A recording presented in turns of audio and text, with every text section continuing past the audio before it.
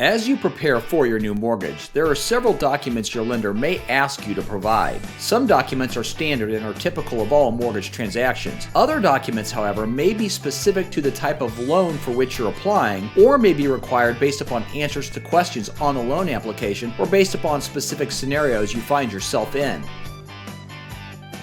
Some common examples of scenarios where additional documents may be required include a borrower relying on gift money used in their transaction, a veteran applying for a VA mortgage, a self-employed borrower, or a borrower who relies on child support for income. While you may feel that some of the documentation you're asked for is trivial or unimportant, in today's mortgage environment, your lender must dot all the I's and cross all the T's. Nothing less is prudent lending, nor is anything less acceptable to the secondary mortgage markets. So, even if you earn millions of dollars a year or have enough cash to pay for the house you're taking out a mortgage on, expect your lender to perform the exact same due diligence as they would for any other borrower. It's important to lay out 4 basic ground rules for what is and what is not considered acceptable documentation of your mortgage loan. First, any document you provide your lender must be legible. Faxes of faxes or copies that aren't straight and have words running off the page can be problematic. Text that is too light to be clearly read is also a problem. The second ground rule is that it is never acceptable to alter a document. For example, blacking or whiting out words or numbers on a page is never allowable. Handwritten notes on a document can be fine as long as the document itself in its entirety is completely legible. The third ground rule, you must always include all pages of a document. For example, if your bank statement says page 1 of 6 and you're missing just one of the pages, your lender will require you to provide the missing page even if that missing page is blank. Your tax returns must also include all pages and all schedules that were filed with the return.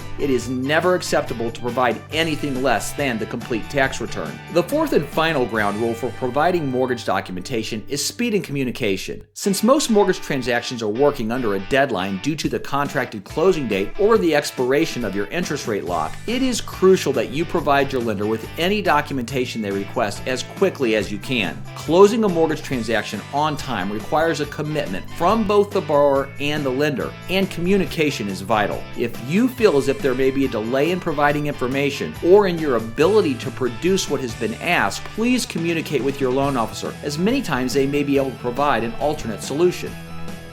When you apply for your new mortgage, you should begin to gather the documentation that will be needed to complete your loan application and give it to your loan officer immediately. Even if you don't have everything collected, it's smart to provide your loan officer with what you do have while you compile the rest. The basic documentation all borrowers on any type of mortgage loan should be prepared to provide includes the most recent 2 years tax returns and W-2s, 2 pay stubs dated within the last 30 days for any borrower on the loan, or if you have a source of income from anything other than employment, such as Social Security, disability, a pension, distribution income, child support, or alimony, for example, you'll want to provide documentation verifying the source and amount of that income as well. You'll also want the most recent 2-month statements from any bank, retirement, or any other asset accounts you have. You'll want to provide contact information for your homeowner's insurance agent. If you're refinancing, you'll want a copy of your most recent mortgage statements for any mortgages on the property. You'll also want any documentation related to annual homeowner association dues or fees, and a copy of the driver's license for any borrower on the loan.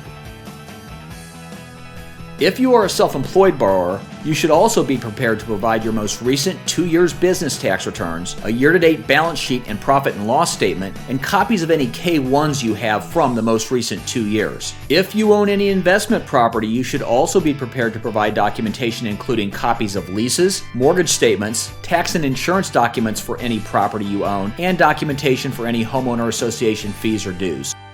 If you have a history of bankruptcy, you may be asked to provide a copy of your bankruptcy discharge papers. If you've been divorced, you could also be asked to provide a copy of the divorce decree or child support or alimony orders. If you're a veteran, you'll be asked to provide a copy of your COE or certificate of eligibility and a copy of your DD-214 discharge papers. If you have a power of attorney and plan to sign on behalf of another party, you will also need to provide a copy of the power of attorney, and it must be reviewed and approved by both both the lender and the settlement agent involved in the transaction. If you are receiving a gift for any portion of your down payment or closing costs, your lender will provide you a copy of a gift letter to be completed by the donor. Your lender will also provide specific instructions on documenting the gift. These instructions can vary by loan type, so it's very important to follow them. Another common documentation request is the letter of explanation. Common examples include the intent to occupy a property, addressing credit-related issues, unusual bank deposits, or insufficient funds charges.